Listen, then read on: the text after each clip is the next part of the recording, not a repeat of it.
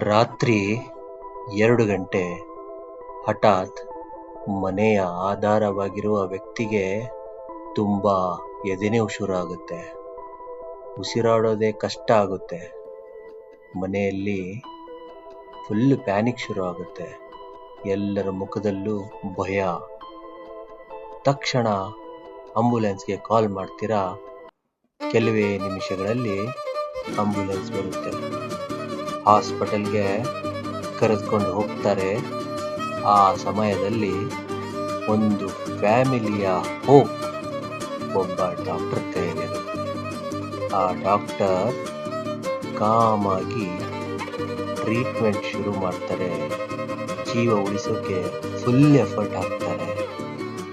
ಆ ಡಾಕ್ಟರ್ ಹಿಂದೆ ಇರುತ್ತೆ ವರ್ಷಗಳ ಓದು, exams, training, practice, sleepless nights, hard work, sacrifice.